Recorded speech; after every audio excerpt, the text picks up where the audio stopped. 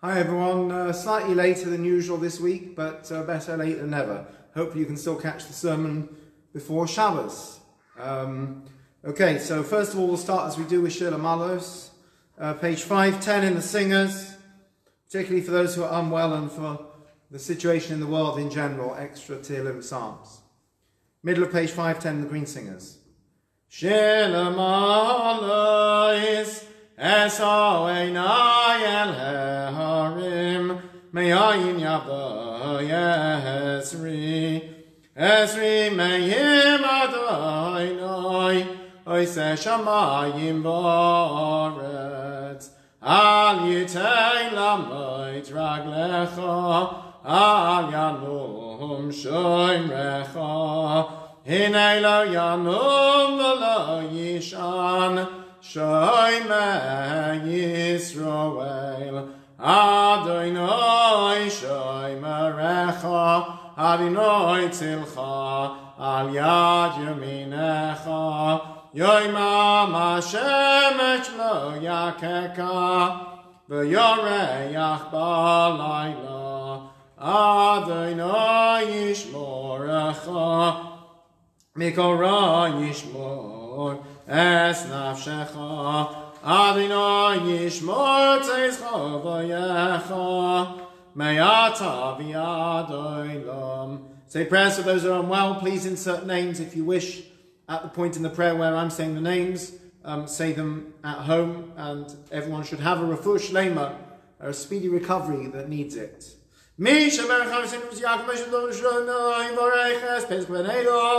Besser Bas Neta, Besser Ben Miriam, Bes Chaifeg, Bas Pesha, Bes Bonish Pinchas, Ben Miriam, Bes Chana, Bas Nachama, Bes Yosem Malgus, Esti Ekev, Bas Rezo Brocha, Schaim Tovia, David Ben Chayleya, Savim Shag, Ben Sora Devora, Bes Moshe, Ben Fredo, Bes Pesach, Ben Shein Negita, Bes Shevasam, Ben Chananiba, Bes Yoshua, Chona, Ben Miriam, Bes Shlomo, Ben Midno, Bes Avram, Ben Sora Peril, Bes Moshe, Melech, Ben Masha Fein, Bes Mordechai, David, Ben Cyril, Yes, Yaakov ben Miriam, yes, Michal ben Henya, yes, Jonas ben Sora, yes, Casio ben Freino, yes, Pinchas ben Libo, yes, Yizom ben Rozachayev, yes, Svi ben Sora, yes, Baruch ben Tovachayev, yes, Shmuel Reuven ben Nechama Esther, Shmuel Yehuda bas Kela, yes, Father Shona ben Chana, yes, Yimya ben Sora, yes, Wolf ben Pauline, yes, Yizom Geiser ben Yotis Rachel, yes, Nosa ben Shalom, yes, Mary ben Malka, yes, Avi ben Tova, yes, Moshe ben Shifra Roch, yes, Malka bas Chana, yes, Esther Chana bas Tavora, yes, Esther Bas Rochel, yes, Herschel Bas Rochel, yes, Francis Bas Herschel, yes, Leah Bas Karen, yes, Yal Bas Sor, yes, Tabor Bas Gitol, yes, Simon Masha Bas Yachmesh, Shamus Bas Chai Liba, yes, Ver Bas Sor Liba, yes, Galia Bas Sor, yes, Yudis Bas Bain, yes, Leah Bas Etel, yes, Sor Leah Bas Malka Esther, yes, Brocha Bas Feg, yes, Michal, David Ben Rivka, yes, Shem Bas Sora, Vavoshem Manan, yes, Taka Bavaram, yes, Chazek, Shvach Yiracham Aleim, Achin Lapus, and Nachazichem Achayosam, Bishlach lahem refuah shem shal chaim min shal chaim min chogineim b'soshach alis refuah nefesh v'zangov hashtav agalav zman karev v'noima amen.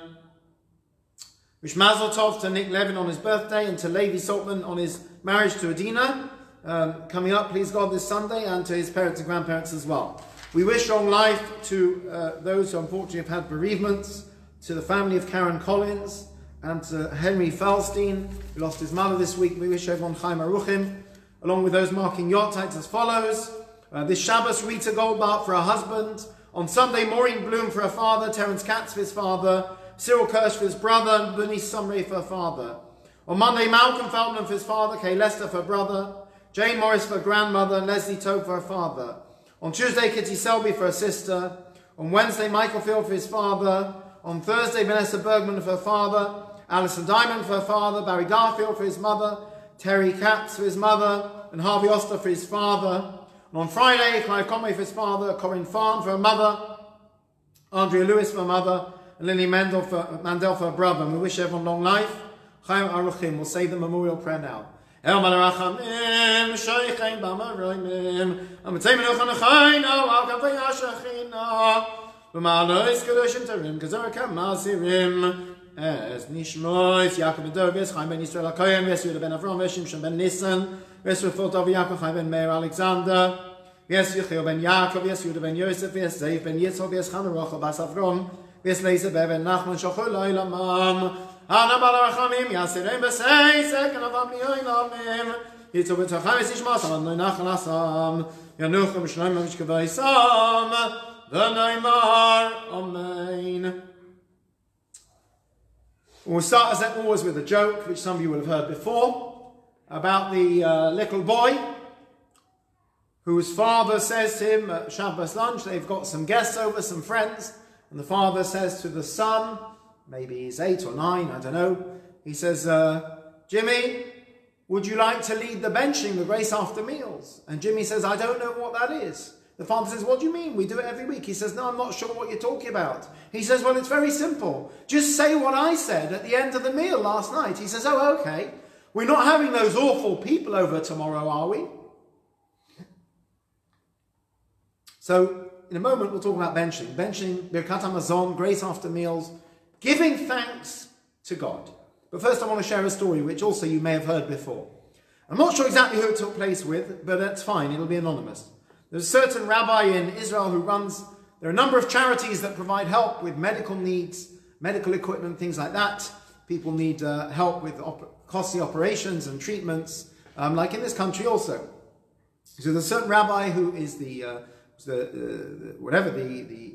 chief executive of such an organization, and he has one of his big donors who's come over from America, gives a lot of money every year to the charity, and he's visiting the charity, and the donor says, it's late at night, he's leaving early in the morning, and he says to this rabbi, listen, I'd like to go one last time to the kotel and pray and daven Mariv, evening service. It's nearly midnight, but hey, big donor, this is what he wants, we'll humor him.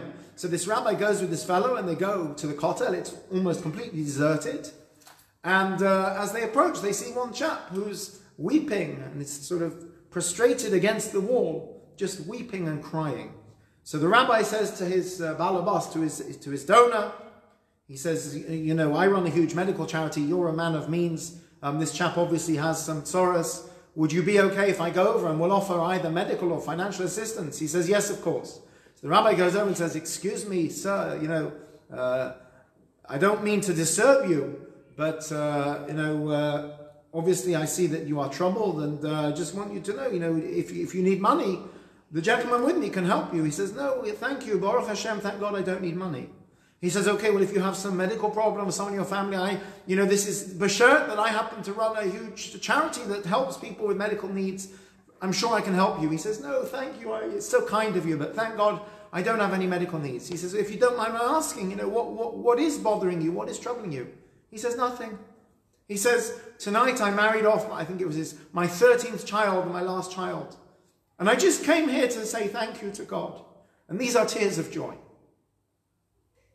How often do we remember to say thank you? We're quick to ask for things when we're in pain, and so we should.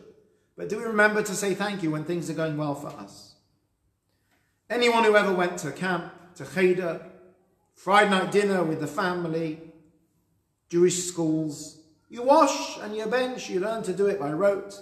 There's certain tunes. Who hasn't sat through a meal where they keep going na na na na na na na na over and over again, like a Groundhog Day?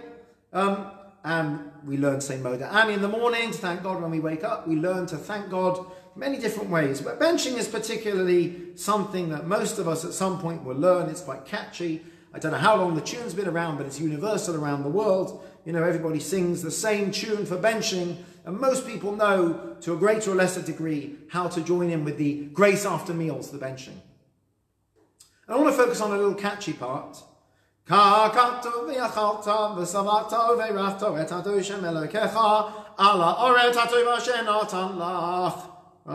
Which means, I'm sure you know the tune, as it is written in the Torah, in the Bible, you will eat, you will be filled up, you will bless God for the good land that he has given you. So it all makes sense until the end. You shall eat. We have to eat to live. And you'll be sated. You'll be full up. Of course, you want to be full up. You want to have enough food. And you'll bless the Lord your God for the food he gave you. Okay, why does it say bless him for the good land? Why not bless him for the food?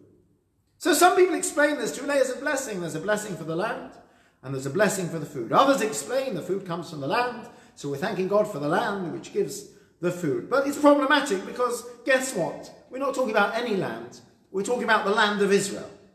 What's the connection to British Jews eating dinner and the land of Israel? You know, we're used to thanking God for the big stuff.